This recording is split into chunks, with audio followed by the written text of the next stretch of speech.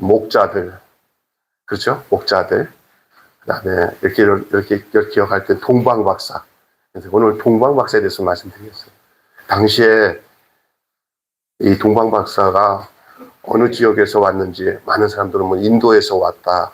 어떤 사람은 대한민국에서부터 해가지고 여기까지 왔다는 좀 상상하기는 어렵고요. 하여간 그 이스라엘 팔레스타인 지역에서 동쪽에서 온 것만큼은 사실이고요. 그리고 박사라고 하는 거 보니까 그 사람들이 천문학, 별의 움직임을 이렇게 관찰한, 옛날에는 지식인들, 인텔리들, 다시 말해서 이렇게 천문학을 공부하는 사람들이 최고의 그 지식인들이에요. 이 사람들이 아마 하늘에 떠 있는 이상한 별을 본 것 같아요. 그리고 우리가 저 별 따라 가면 뭐가 있겠다 하고 아마 오게 되는 것 같아요. 근데 여러분이 잘 아시겠지만 동방박사 세 사람이라는데 세 사람이란 말 없어요. 황금, 유황, 모량을 지었으니까 그냥 세 사람이라고 대표하는 거지. 그들이 움직일 때 세 사람 갖고 그 먼 거리를 오게 되면 큰일 나요. 왜냐하면 강도떼를 만나든지 뭘 만나든지. 제가 상상하기는 동방박사들이 움직일 때 거의 한 분대나 중대 규모 정도로 움직이지 않았나. 네? 그렇게 생각하고 있습니다. 그래서 세 사람은 대표적으로 황금, 유황, 모략을 들으니까 그렇게 한 거지. 동방박사예요. 그리고 오고 가면서 많은 희생도 있었을 것 같아요. 그러나 희생할 가치가 있다고 생각하니까 한 거예요. 별 따라. 근데 저는 이 말씀을 묵상하다가 먼저 좀 이따가 또 이제 이 본문의 내용을 가지고 말씀을 또 드리겠지만 전 별에 대해서 생각해 봤어요. 밤, 칠흑같이 어두운 밤에 그 별 따라 이 먼 거리를 오는 게 쉬워요? 어려워요? 뭐 목숨도 얼면 걸을 수 있는 일이라고 생각하기가 따라온 것 같아요. 그리고 이 동방박사들이 밤에 이동한다는 게 얼마나 어려운 줄 아는 사람들인데 단 하나 빛나는 별이 그들을 이끈 거예요. 저기 따라갈 가치가 있다. 야, 뭔가 있겠구나 하고 조사를 해보니까 자기네 나름대로 이거는 이 세계에 뭔가 하나님이 주신 어떤 이정표다, 구원의 표다라고 이렇게 그들의 마음속에 하나님이 주셨던 것 같아요. 그래서 그들이 따라간 거예요. 별 따라. 그런데 여러분 성경 한 구절 제가 소개해 드릴게요. 다니엘서 12장이고요. 찾아보세요. 다니엘서 12장 3절이에요. 찾아보세요. 제가 읽을게요. 누가 한번 먼저 찾은 사람이 크게 한번 읽어볼래요? 다니엘서 12장 3절. 그분에게 하나님의 큰 복이 있기를 축복합니다. 크게 다니엘서 12장 3절. 내 있는 자는 보상이 빛과 같이 빛날 것이요 많은 사람을 오른대로 돌아오게 한 자는 별과 같이 영화롭게 빛나리라. 많은 사람들을 옳은 대로 인도하는 사람은 별과 같이 뭐한다?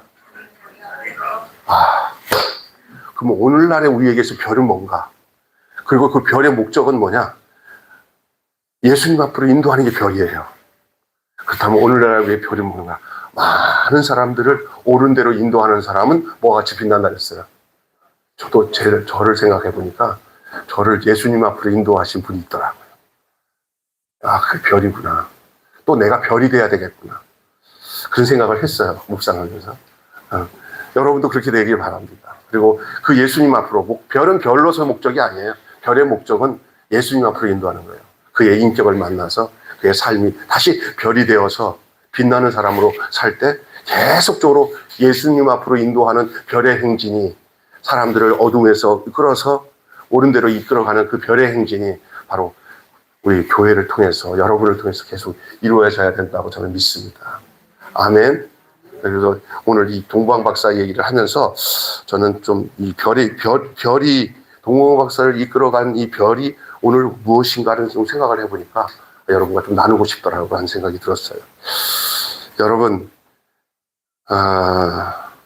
오늘 말씀 제목 한번 따라하겠습니다. 동방에서 온 박사들의 경배. 시작. 동방에서 온 박사들의 경배. 예. 우리 신앙생활은 눈에 보이는 이 권력자, 세상 권력자들이나 통치자들이 우리가 육체로 살아가는데, 우리가 이제 사회생활 하는데, 그 필요해요. 그래서 우리가 정치하는 가운데 어떤 대통령이 세워져야 중요하고 이런 건 굉장히 중요한 문제로 알고 있어요. 그리고 그것도 도외시에서는 안 되는 문제이기도 해요. 그리고 기도도 해야 돼요. 그런데 우리의 궁극적인 우리의 나라는, 그리스도인들의 나라는 이 땅의 나라에 속한 것을 우선적으로 생각하기보다 우리의 소속이 하늘나라 백성이라는 사실을 여러분이 꼭 기억하셔야 됩니다. 하나님의 나라. 하나님이 다스리고 통치하는 곳이 하나님의 나라고, 교회가 어떻습니까? 교회가 바로 하나님 나라가 돼야 되는 거예요. 그리고 우리의 인생도 이 하나님 나라가 되도록 하시기 위해서 이 땅에 오신 예수님 안에서의 우리가 그분의 통치. 그래서 우리가 기도할 때잖아요. 주기도문은 하늘에 계신 우리 아버지 이름을 거룩하게 하옵시며 나라가 임하게 하옵시며 나라에 임하옵시며. 그 나라가 이 세상에 눈에 보이는 통치하는 나라가 아니고요. 예수님이 우리에게 이 땅에 우리에게 그 나라를 주셨어요. 그래서 이것이 바로 천국이에요. 그래서 이 땅에 육신을 가지고 살지만 우리가 이 땅에서 육신을 살아도 우리가 소속은 하늘의 시민권을 가지고 사는, 우리의 시민권은 하늘에 있는지라 그랬어요. 우리는 주소가 두 개예요. 우리 이 대한민국이라고 하는 이 땅의 주소와 또 하늘의 주소를 가지고 있는 존재가 크리스찬인 줄로 믿습니다. 그렇기 때문에 우리에겐 책임감도 또한 두 배로, 하늘나라에 계속해서 살면서 그 속에서 이 땅의 육체를 가지고 육신의 나라 속에서 살아가기 때문에 우리의 이 가치관이나 세계관이 바로 되어 있어야 돼요. 정체성이. 근데 그러지 않으면 우리가 막 휘몰리면서 이상해져요. 우리가 크리스찬이라는 그 정체성을 여러분 잊어버리지 마시기를 바랍니다. 아멘. 그걸 기독교 세계관이라고 그래요. 그래서 청소년 때 이것을 잘 정리해야 바른 가치관과 인생관을, 또 세계관을 가지고 신앙생활을 바르게 할 수가 있는 거예요. 여러분 다 나는 그렇게 하나님이 주신 이 하나님의 나라, 예수님 그리스도 안에서 이루어 주신 그 하나님의 나라의 그 다스림과 통치 속에서 살아가는 여러분이라고 저는 믿습니다. 아멘. 그래서 그런 안목에서 세상에 돌아가는 이 사실들을 비춰보면서 여러분이 좌로나 우로나 흔들리지 않고 이렇게 잘못된 이념에 빠지지 않고 완전히 기독교 세계관과 그 신앙을 가지고 눈을 바라보면서 아주 온전하고 건전한 그리스도인의 삶을 살아가야 될 줄로 믿습니다. 그렇기 때문에 먼저 여러분에게 소개하는 것은 예수님이 이 땅에 오셨을 때 로마 제국에서 압제당하고 있는 이스라엘을 구원하기로 오는 것이 메시아라고 생각했던 대다수의 그대 팔레스타인의 많은 사람들과 달리 예수님이 오신 목적은 유대 나라를 그 식민지에서 건져내기 위한 그들의 일반적인 그런 메시아가 아니라 하나님이 그 때를 정하셔서 인류에게 죄에서 구원받아 하나님 나라 백성이 되게 하기 위해서 우리 예수님이 이 땅에 오신 줄로 믿습니다. 로엘 이스라엘 왕이 오셨네 하는 이스라엘 왕은 바로 오늘의 이스라엘, 우리까지도 포함되는 이스라엘 왕인 줄로 믿습니다.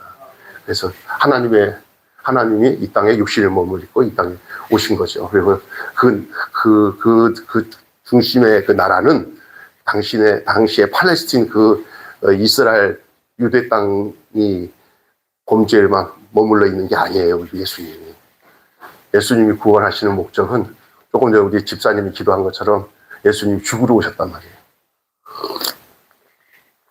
그래서 하나님이 예수님을 보내신 목적은 예수가 죽을 때 우리의 모든 죄도 죽고 예수가 부활할 때 우리가 예수로 말미암아 새로운 제2의 새 사람, 그런즉 그리스도 예수 안에 있는 자는 새로운 피조물이다.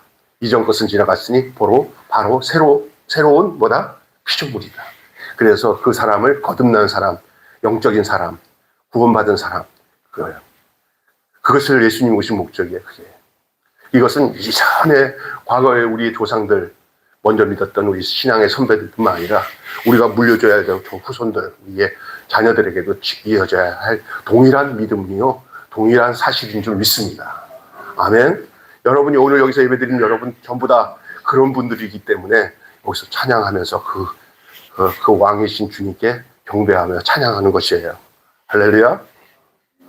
아멘 하려면 하고 말하면 그래서 오늘 말씀을 통해서 그걸 제가 서두에 얘기하는 이유가 그 당시에 동방 박사가 이제 별을 따라 왔어요. 이제 예루살렘에 들어왔어요. 그때 왕이 누구였냐면 헤롯이라는 왕인데 아주 징글맞은 왕이에요. 어떤 왕이냐? 굉장히 똑똑해요. 그리고 아주 아주 생리적으로 얼마나 그 백성들이 뭘 요구하고 있는지를 너무 잘 알아요. 이 사람은 자기 출신이 정통적인 유대 사람이 아니에요. 그 정통적인 종교를 가진 게 그 당시 유대교잖아요, 유대교. 그리고 뭐 랍비들도 있고 종교 지도자도 있잖아요. 근데 헤롯 자체는 그 이두메라고 하고 다시 말하면 암몬 족속일 거예요, 아마 암몬인가? 그 족속이 아주 이방 족속이에요. 그런 놈의 머리가 굉장히 뛰어나가고 어떤 정치적인 그 상황을 이용해가지고 그 팔레스타인 왕이 됐어, 왕. 그래서 그것을 헤롯 왕이라고 그래요. 그리고 얼마나 세상 말로 징글맞게 똑똑한지 다 백성들을 휘어잡으려면 이들은 종교적인 성향이 굉장히 특별한 이 민족이라는 걸 알았어요. 그게 뭐냐? 성전 중심의 나라라는 걸 알았어요. 지가 믿음도 없지만 자기가 솔로몬처럼 참 믿음을 가지고 성전을 지은 게 아니라 성전이 좀 부실하니까 백성들의 환심을 사기 위해서 아주 멋지게 뭘 졌어요? 성전을 지었어요. 그래서 그 성전을 무슨 성전이라고 해요? 헤롯 성전이에요. 자기가 정치적인 야망을 이루기 위해서 지은 성전이 헤롯 성전이에요. 그게 지금도 존재하고 있는 성전일 거예요. 그게 헤롯 성전이에요. 거기다가 금을 입히고 아주 굉장하죠. 아주 그런 사람이에요. 그러니까 여러분, 하나님에게 속하지 않은 사람도, 세상에 속한 사람도 세상 나라를 향해서는 아주 지능적으로 똑똑한 사람이 있을 수 있어요. 그래서 그 당시에 그 헤롯 나름대로 자기 생각과 뜻대로 이스라엘을 좀 잘 다스렸다고 할 수 있는 사람이에요. 그랬어요. 그래서 종교 지도자들도 잘 회유해가지고 자기 소나기에 다 넣어서 주물럭주물럭 그리고 백성들의 필요도 모두 잘 찾아서 정권을 유지하는 데는 아주 능통한 사람이 바로 헤롯이라 할 수가 있어요. 그러면서 그는 뭐가 있냐면 이 왕을 내가 어떻게 얻은 왕인데 내가 이 왕을 굳건히 지켜서 대대로 이 왕권을 이어가야지 하는 그런 야심이 강한 사람이에요. 이런 시기에 갑자기 뚱딴지 같은 일이 생겼어요. 그게 뭐냐? 갑자기 좀 먼 나라에서 아주 멋있게 생긴 그 박사들이 그러니까 뭐 유대 나라보다도 잘 사는 나라에서 왔을 거라고 좀 상상을 해요. 그리고 많은 사람이 막 그냥 낙타를 타고 왔으면서 오는 소리가 뭐냐면 왕 만나러 왔다는 거예요. 우리가 별을 따라 왔는데 이 별은 자기들이 조사해 봤더니 왕이기 때문에 우리가 그 특별한 그 왕을 경배하기로 왔는데 이 근처라 그러는데 좀 알아봐 달라고 그러는 거예요. 헤롯이 어떤 생각 들었을 것 같아요? 이 사람은 이제 왕권에 대한 애착이 강한 사람인데 갑자기 박사들이 와가지고 왕 만나러 왔다니까 이게 막 이제 애기로 태어난 거라고 이렇게 얘기가 이제 나왔겠죠. 그래서 이미 왕은 있을 수 없으니까. 그래서 그랬더니 누구를 불러서 서기관이랑 그 성경학자들을 불러가지고 야 조사해봐라. 이전에 그 예언적으로 이렇게 왕이 날 수 있는 곳이 어딘지 한번 찾아봐라. 기가 막히잖아요. 이 서기관들이 조사를 해갖고 막 찾아보니까 이게 어딘지 베들레헴이라는 거예요. 베들레헴. 그게 이제 그 얘기가 나오려면 여러분 룻기가 나오잖아요. 룻기. 그러니까 그 룻기부터 해가지고 쭉쭉 뭐 박사들이니까 거기 성경 박사들이잖아요. 서기관들이 조사하고 베들레헴이라니까. 그러니까 그것도 베들레헴 아무데나 갈 수 없으니까 이제 이 박사들이 우리가 경배하고 다시 돌아오겠다고. 그러면서 이제 인사하고 간 거예요. 이 헤롯은 지금 그 박사들이 돌아와가지고 자기들한테 그 장소를 알려주면 자기들은 뭐 하려고 그러는 거죠? 예? 헤롯 성향에 그 아주 징글맞은 놈이 어떻게 하겠어요? 이 싹을 어떻게 하겠어요? 싹을 잘라버려야겠다. 나중에 보세요. 헤롯, 결국은 여러분 다음 주 성경 보면은 천사가 와갖고, 꿈에 이 박사들에게 나타나갖고 뭐라고 그래요? 헤롯한테 돌아가지 말고 그냥 가버리라 그랬어. 가버렸어요. 그러니까 이게 헤롯이 그냥 막 난리 난 거예요. 그래가지고 2살 이하의 아이들은 그냥 그 유대 땅에 다 죽여버리는, 그때 하나님께서 예수의 어머니 마리아와 요셉을 통해가지고 예수를 얼로 피신해요. 애굽으로 피신하자. 그게 이제 스토리예요, 그게. 하나님이 그렇게 다 관여하시는 이야기가 나와요. 여기서 제가 얘기하는 것은요, 여기서 쫙 드러나는 게 뭐냐? 첫째가 참 왕과 거짓 왕이에요. 여러분, 진짜 참 왕이 뭐냐? 거짓 왕이 누구냐? 동방 박사들이 유대 땅으로 나신 이를 찾는다는 것을 알고 위협을 느낀 이 헤롯은 아기를 찾아 죽이려고 합니다. 왕의 운명은 그 백성의 운명입니다. 참 왕을 따르는 이들도 세상에서 미움을 받을 수밖에 없어요. 여러분, 참 왕을 따르는 자들이 오늘날은 누군지 아세요? 우리예요. 여러분, 신앙생활은 참 왕이신 예수 그리스도, 참 왕이신 우리 살아계신 우리 하나님 아버지, 그를 따르는 삶을 사는 것이 바로 이 참 왕을 섬기는 바로 저와 여러분인 것이에요. 그러면 이 세상은 어떻게 하냐? 세상 왕은 세상 임금이라고 표현하고 있어요. 너희는 세상 임금에게서 낫도다. 그러니까 하나님과 관계없는 사람들은 그냥 단도직입적으로 얘기할게요. 그는 세상 임금을 섬기는 사람들이에요. 세상이가. 자기는 몰라. 그런데 자기가 세상 임금을 섬기는 것은 우리는 정확하게 알죠. 하나님을 섬기는 자들은. 세상 임금을 섬기는 저들은, 하나님을 섬기지 않는 사람들은 자기들이 세상 임금 섬기는지 아닌지 모르면서 세상 임금을 섬기는 거예요. 권력을 사모하고 돈을 좋아하고 자기 이익을 위해서 모든 수단과 방법을 가리지 않고 살아가는 지금 우리들의 주변의 세계를 한번 보세요. 특히 정치권 안에서만 봐도 보여요. 네? 완전히 이거는 목적을 위해서는 수단과 방법을 가리지 않는 이 시대 속에 살고 있잖아요. 여러분, 그러나 우리는 다르잖아요. 우리는 그 넘어서 살아요. 그 위에서. 독수리가 하늘로 올라가서 갑자기 이렇게 고공 행진을 하는데 태풍권에서 벗어나서 태풍이 돌아가는 것을 위에서 바라보는 것이 독수리의 모습이 아닙니까? 세상은 그냥 휘몰아쳐도 독수리는 그걸 피해요. 그 직감적으로 알아요. 그리스도인들의 삶은 위치가 이 땅에다가 또 국적을 이 세상의 국적에다만 외워 있지 않고 하늘 국적을 갖고 있는 사람들에게 오는 축복의 특혜는 뭐냐? 세상 돌아가는 것에 대해서 초연하게 바라볼 수 있는 지각이 생기는 줄 믿습니다. 그래서 이리저리 막 헤매지 않고 하나님 나라 입장에서 바라보면서 기도하고 인생을 하나님 앞에서 별처럼 살아가도록 하나님이 그들을 불러서 인도하시는 줄을 믿습니다. 할렐루야. 따라서 합시다. 별처럼 살아갑시다.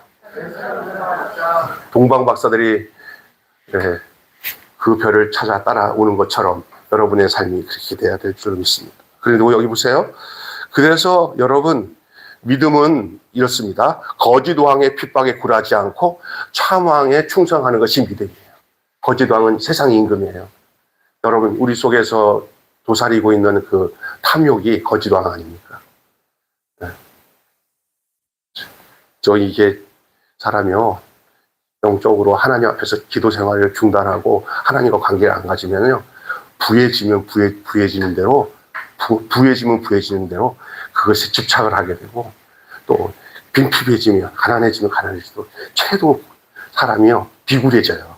그러나 그렇지 않습니다. 하나님, 이 참 왕을 모시면 그런 모든 것에서부터 벗어나요. 그래서 이 세상 살면서 다른 사람들의 삶과 비교하면서 자기를 판단하지 않고 하나님 앞에서 홀로 서 있는 자기 자신을 바라보면서 내게 태어진 이 인생의 몫을 잘 감당하는 저와 여러분 되시기를 주님의 이름으로 축복합니다.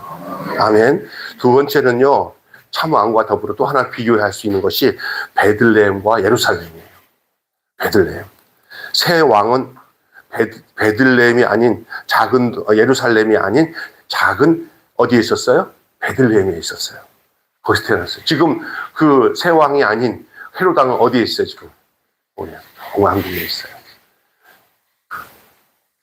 중심이 아니라 변방에서 나셨어요. 기독교는 중심의 종교가 아닙니다.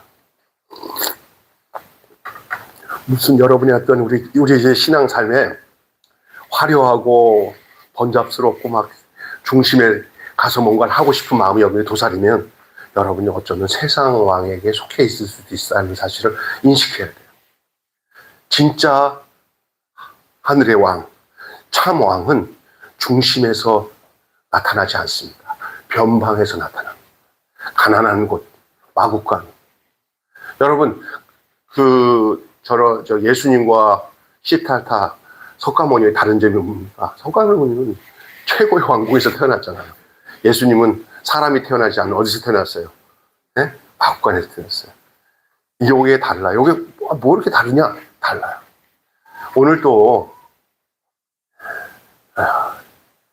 중심에 가서 출사하겠다고 목회하는 목사가 있고, 가능하면 가난하고 어려운 데 가서 예수님이 살았던 방식으로 그 뜻을 따라 살아가는 사람이 있다고 할 때, 여기서 그의 하늘나라 관점에서 보는 그 달라 보여지는 거예요. 저는 옛날에 중심에만 가서 살고 싶었어요. 분당에서 목회를 할까 했었어요. 근데 여기 온 게 하나님의 인도예요. 천당 밑에가 분당이 되네요. 근데 제가 요즘에 보면서, 더 가난한 곳에서 했어야 되는데, 거기 가양으로 가보면 더 어려운 분들이 많더라고요. 여기가 거기보다 좀 나아요. 갈 때마다, 저기서 내가 교회를 시작했어야 되는데, 어떻게 이 건물에 와가지고 그냥 벌써 18년 동안. 저는 그래서 뭐 이렇게 건물, 이렇게 뭐 아파트 막 들어서고 막 하는데, 하면은 복귀가 잘 된다 하면 막 옮기고 하는 거 안 했어요. 그리고 기회도 조금씩 있어도 다 줬고, 하나님이 여기다 그냥 18년 동안 18년 동안 여기에 머물게 했는데, 앞으로도 계속 하나님께서 어떤 인도를 하실지 몰라요. 제가 별 따라가야지 저 따라 안 가요. 그죠? 하나님 어떻게 인도하실지 모르겠지만, 그 너무 감사한 것은 이 건물에서 그냥 행복하게 성도들과 작은 성도들 많지 않지만 여기서 반찬 나누고 어려운 분들 도우면서 그냥 묵묵히 마국간 같은 인생을 살면서도 행복을 누리게 살 수 있게 하는 것이 너무나 감사하고, 그리고 여기 오늘 오신 우리 박 사장님 너무 감사하게 생각해요. 여기서 내가 목회하게 해주신 것을. 할렐루야. 네. 그것도 저도 이제 여기서 어제는 여기 3층, 2층 원장들 제가 다 불러서 같이 식사하면서 우리 여기서 행복하게 같이 어깨동무하면서 잘 지내자고, 또 밑에 1층에 있는 점포 사람들한테도 제가 빵, 떡이나 이런 거 잘 주면서 우리 행복하게 잘 살자 할 때, 너무 여기는 여기 우리 사장님에 대한 감사하는 마음이 있어요, 다들. 이게 진짜 저렴하게 월세 줘서 잘 이렇게 살 수 있다는 걸 다 알고 있어요. 감사하게. 그래서 감사하게 되고, 이렇게 해서 목회해 나가는 가운데 하나님이 기뻐하시는 일들을 이렇게 할 수 있도록 주변에 어려운 사람들 이렇게 푸드뱅크도 하고, 하나님. 근데 제가 지금 요즘에 생각하니까 너무 감사한 것 같아. 그냥 머리로서 하나님을 사랑합니다 하고, 주변에서는 배고픈 어려운 사람들을 찾아서 이렇게 해주는데, 그냥 배부르게 하십시오, 덥게 하십시오 말로만이 아니라 이렇게 교회의 사역의 중심에 그런 사람들 하면서 예수님이 사신 것처럼 교회가 그 뒤를 따라 살아갈 수 있도록 하나님이 이끌어 주신 거 생각할 때 감사하게 생각하고 있습니다. 그것이 베들레헴이에요. 어느 날 이게 제가 한 10년 전인가 교회 어떤 저쪽 전라도 쪽에 큰 교회에서 부임을 요청할 때, 거기 애들 학교도 가야 되고 하니까 내가 딱 거절한 게 잘했어요. 큰 교회라고 갔으면 내가 이런 사역을 했을까? 그냥 계속 돌고 돌면서 그런 일만 했을 거 아니에요. 장로님들 눈치 보면서 이거 하겠어요? 이거 하면 전도가 안 돼요. 막 나눠주는 거 갖고 전도 되는 줄 알아요? 그냥 나눠주는 거로만 하는 거예요. 할렐루야? 그거 뭐 전도하는 목적은 요거 중에 우리 교회 나오세요 이러면 요즘 사람들 싫어해요. 그냥 하나님이 은혜의 비는 악인과 의인에게 다 주는 거예요. 이 구제와 이 섬김은 사람 가리지 않고 종교를 가리지 않고 피부색도 가리지 않고 어려운 사람에게 모두 골고루 주는 것이 그게 하늘에서 주신 은혜의 비예요. 믿습니까? 이게 나눠주는 거예요. 이게 저희 사역이지. 뭐 이렇게 주는 목적으로. 저들이 이제 하나님 앞에서 감동을 받고, 아, 이거 매일 교회 가야겠다. 이렇게 오는 것에 대해서는 정말 기쁘게, 아, 하나님이 택하신 분이구나 하고 받아들여야겠지만, 이거를 어떤, 주는 목적을 가지고 하잖아요. 거기서 탈나요. 그래서 그게 참 힘들더라고요. 주면서, 이거 받고요. 교회 잘 나오세요라고 말해갖고 성공한 적이 없어요. 그냥 줘야 돼요. 할렐루야. 그러다 보면 하나님이 그들의 마음속에서 이제 교회를 찾아오도록 그렇게 그러니까 한참 인내하고 기다리면서 그냥 선한 일에 힘쓰는 일들이 이 사역의 목적이었던 것을 알게 되었어요. 그래서 좀 더딘 것 같고 교회가 그렇지만 함께 사역하시는 분들이 아주 올고 죽고 훌륭하신 분들을 하나님이 교회에 이렇게 작지만 붙여주셔서 이렇게 왔어요. 나는 이게 예루살렘 사역이 아니라 베들레헴 사역이라고 믿습니다. 주님은 베들레헴에서 나셨어요. 할렐루야. 예, 오늘날 거지도항과 차망이 있고 예루살렘과 베들레헴이 있어요. 주님의 관심은 그리고 그분이 태어나신 곳은 예루살렘 아니에요. 왕궁이 아니에요. 베들레헴이에요. 떡집이에요. 베들레헴 떡집이에요. 그다음에 그런데 이런 사실에 대해서 이제 이 헤롯의 얘기로 돌아가겠어요. 헤롯이 박사들의 이야기를 듣고 온 예루살렘이 소동을 합니다. 아까 전에 새 왕이 난다고 하니까 헤롯이 자기 자식으로 나오는 게 아니라 어디서 어떤 왕이 이 나라에 생겨? 그럼 나는 뭐야? 이렇게 돼버린 거예요. 막 헤롯 성질을 아는 그 신하들이 얼마나 당황하겠겠어요. 예루살렘에 막 그냥 이런 소문이 막 퍼진 거예요. 왜냐하면 워낙에 이 동방 박사들이 오는 행진들을 다 봤을 거 아니에요. 백성들이 그 예루살렘 시내 안에서 난리 났습니다. 그 실현된 예언의 기쁨으로 환대하기보다는 찡그리고 당혹해하는 것이 어찌된 일입니까? 이게 서기관들이 조사해 봤더니 이 구세주가 온다는 그런 별이 따라온 이야기가 이제 조사를 해보고 연구를 해보니까 아주 이 세상 이 메시아가 온다는 징조로 이 멀리서 누가야 박사들이 왔다는 거는 다들 막 환영하면서 우리도 박사 따라가서 우리도 경배해야지 하는데 어찌 된 일일지 예루살렘 안에 있는 모든 사람들이 이게 당혹하면서 찡그리고 그냥 경직돼 버려요. 경직.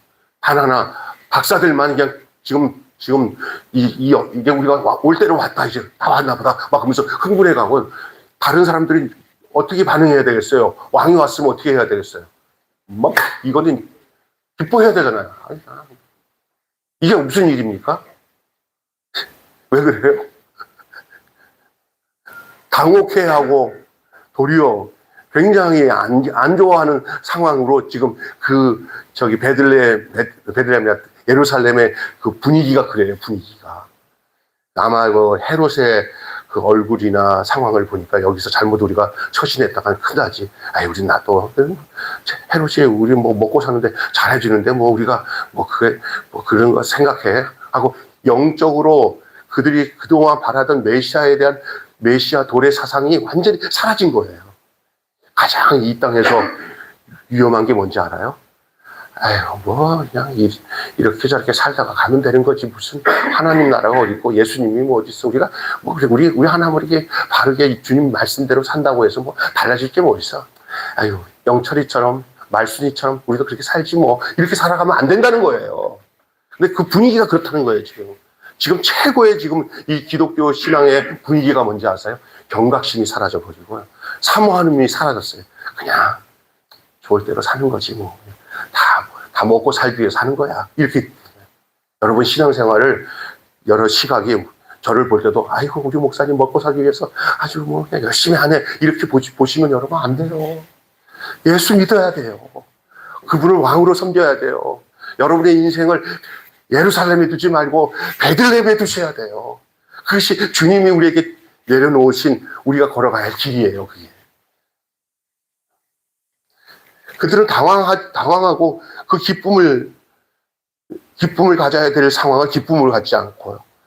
아니, 세상에 성경을 보면서 베들레헴에 그 왕이 왔다고 그 내용을 그 박사에게 가르쳐 줘놓고는 자기는 거기 안 가. 이 서기관들이. 오늘 이런 사람들 많아요. 성경은 알아. 성경은 그런 내용이야. 근데 그 성경에 대한 반응이 없어. 성경대로 살아야지. 아멘. 근데 성경은 알아. 그런 거야. 하고는 서기관처럼 베들레헴에 있다고 그러는데 거기 가보시면 되겠어요. 그러면 자기도 같이 거기서 발견했으면 그 박사들 뒤따라 가야지. 누군데? 인류를 구원하시고 오신 왕인데. 그잖아요. 네. 찾았다 오세요. 그리고 박사들만 가는 거예요. 기껏해야 목자들, 양치는 목자들이죠. 그 사람들이요. 그 변방에서 태어나신 예수님은 찾아온 사람들 다 변방의 사람들이었어요. 제가 여기 보면요. 세상의 것에 대해서 막 이렇게 관심이 너무 심하게 갖는 건 나쁘다는 건 아니에요. 왜냐하면 지금 육체를 가서 살기 때문에. 근데 가장 근본적인 생각을 할 때 내가 하나님 편에서 생각하는 게 아니라 이 세상 임금에 관한 탐욕과 뭐 권력, 그다음에 재물 이런 데다가 너무 집착하면서 하나님을 잊어버리고 있지는 않은가를 생각해 봐야 돼요. 나중에 그 결정적인 찰나 우리가 죽은 후에 우리 육신이 다 끝나고 난 게 주님 앞에 서는 날이 분명히 올 텐데 그때 우리의 인생 그리고 내가 살았던 모든 삶의 흔적이 그리고 빛나는 별이 돼야 되는데 아니 그게 아니야. 별이 아니야. 저 사람을 쳐다보면 예수님으로 가는 길이 보이지가 않아. 근데 저 사람을 쳐다보니까 예수님께로 가는 길이 보여. 그건 별이에요. 여러분의 인생이 자녀들을 향해서든지 친구들을 향해서든지 여러분의 인생이 그 가까이서 같이 사귀다 보면서 그 사람 속에서 별이 되어서 그들이 동방마사처럼 그 별 따라 예수님께 나와 베들레헴까지 와서 경배하는 위치까지 이끌 수 있는. 그래서 아까 전에 제가 저기 말한 거잖아요. 사람들을 옳은 대로 인도하는 자는 뭐라 그랬어요? 예? 별처럼 뭐 하리라? 빛나시죠 그랬어요. 아멘. 근데 당황하고 막 기뻐해야 됐으니 당황하잖아요. 근데 정말 상식적으로 안 맞는 얘기잖아요. 이 서기관들 같은 경우는 그들이 가야 할 베들레헴을 가르쳐 주면서 지들은 베들레헴 안 가. 근데 나는 이걸 생각하면서 이럴 수도 있구나. 내 주변에 보니까 그렇더라고요. 그래서 제가 하는 이 주님을 위해서 하는 이 디아코니아 사역, 예수님이 살았던 사역들에 대해서 제 아는 친구들한테 내가 하는 걸 좀 얘기를 해줬어요. 그랬더니, 그건 김 목사는 특별하게 그런 은사가 있어서 하는 거고, 우리는 그런 거 관심 없어. 그래. 지금 뭐 빨리 교회나 성장시켜서 예배당 짓고, 근데 당신 그렇게 잘 사냐고 그랬더니, 아니 뭐 잘 사는 게 돈 많이 벌어서 잘 사는 게 아니라 예수님 뜻 따라 사는 것이 잘 사는 거 아니냐고 그랬더니, 그렇게 해석하면 또 그렇게 해석하는 거지. 이렇게 생각하죠. 그런데 아니에요. 이제 봐요. 이거는 어떤 육신적으로 나타난 것으로 그것을 이렇게 현상으로 이 기독교 신앙을 바라보면 안 됩니다. 예수님께 대입해서 봐야 돼요. 예수님께 대입하고 성경에 이 나타나는 현실을 그냥 관념적으로 보지 않고 실제적으로 나의 삶으로 이 말씀을. 그래서 한번 따라서 합시다. 묵상이 일상이 되고 알미 삶이 되고. 아멘. 그게 진짜야 도성인신 성육신 신앙이에요. 성육신. 예수님만 성육신한 게 아니라 우리가 살아가는 게 성육신된 신앙의 삶을 살아가는 거예요. 예수님이 베들레헴에서 태어난 것처럼 나의 모든 삶이 베들레헴에서 시작돼야 돼요. 가난한 자들, 어려운 자들 돌보고. 저도 육신적으로 잘 사는 데서 생긴 것도 되게 되게 뽕뽕하잖아요. 부자같이 생겼잖아요. 근데 저는 전혀 그거와 상관없이 살아요, 진짜. 월요일부터 거의 금요일까지 거의 그냥 작업복으로 그냥 우리 박 목사님이랑 집 나르고 이런 일을 하다가 가끔 가다가 이게 양복 쫙 입으면 이 목사님 멋있네 이러더라고요. 이게 효과가 있구나. 가끔 가다 입으니까. 그래서 살아요. 근데 참 감사하게 생각한 거예요. 여러분, 주님의 오심은 내게 당혹스러운 일입니까? 아니면 기쁨의 사건입니까? 기쁨의 사건입니다. 여러분 성탄절을 그런 마음으로 받아들일 뿐만 아니라 여러분의 현실이 그렇게 되시기를 바랍니다. 내가 정말 힘들고 어려운 일을 예수님이 원하시고 기뻐하시는 것을 생각으로만 사는 게 아니라 내 행동으로 내가 생각하고 있는 것을 그대로 반응하면서 하루하루 살아가야죠. 그래서 날마다 베들레헴의 사건이 저와 여러분의 사건이 돼야 돼요. 가야 돼요. 별로 맺고 마칠게요. 별이 인도하여 찾아낸 갓난아이가 온 세상의 왕이시합니다. 별이 인도하여서 찾아낸 갓난아이가 온 세상의 왕이시랍니다. 경배와 예물을 받아야 할 하나님의 아들이시랍니다. 그분은 온 세상의 정의와 평화를 시연하고 하나님의 통치를 온전히 구현하러 오신 분입니다. 그의 통치를 받는 자라면 왕을 따라 공평과 정의, 평화와 생명의 길을 가야 되지 않겠습니까? 한마디로 우리 목사님 띄워주세요. 요게 말씀 정리하고 끝납니다. 시작. 예수님은 온 세상에 다스릴 왕이시니 세상 왕을 두려워하지 말고 그분에게 순종해야 됩니다. 아멘. 그래서 우리가 찬양 부를 때 예수 우리 왕이여 이곳에 오셔서 보좌로 주여 임하사 찬양을 받아 주소서. 주님을 찬양하오니 이 하나님 나라의 왕, 그 나를 통치하시는 주님을 왕으로 모신 사람들이 하나님 나라 백성이에요.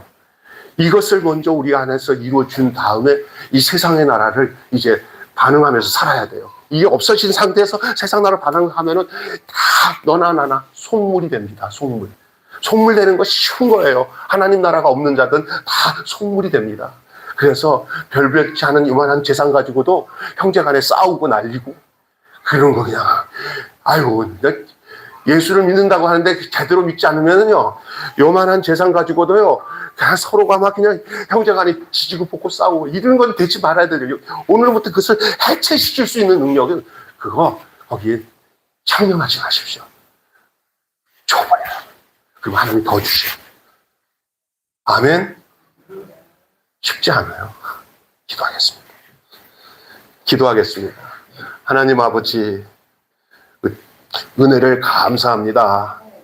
이번 크리스마스 이 주일날 이 귀한 은혜의 말씀이 오늘 우리에게 그냥 스쳐 지나가는 말씀이 되지 않게 하여 주시고 우리의 인생에 그 삶이 되고 묵상이 일상이 되어져서 나타나는 말씀이 되게 하시고 거짓 왕과 참 왕을 구분하고 예루살렘과 베들레헴을 정확히 구분하며 당혹과 기쁨을 완전히 구분해서 하나님 나라에 속한 자로서의 삶을 먼저 살면서 이 세상에서 나타나는 모든 것을 헤아려 볼 수 있는 지혜와 축복을 저희들에게 허락하여 주시옵소서.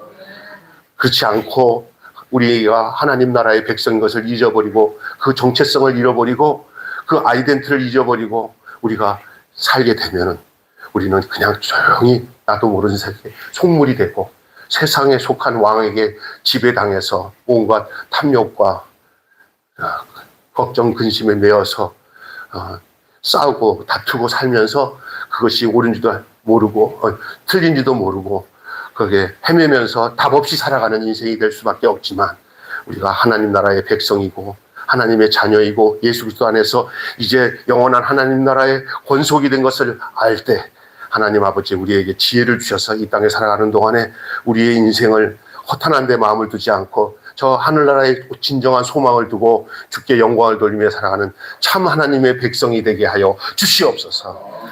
지극히 높은 곳에서는 하나님께 영광이요 땅에서는 그 기뻐하심을 입은 사람들 중에 평화의 그 증거가 저희들의 가정과 저희의 교회 위에 우리 각자의 삶 속에 나타나도록 축복해 주시기를 원합니다.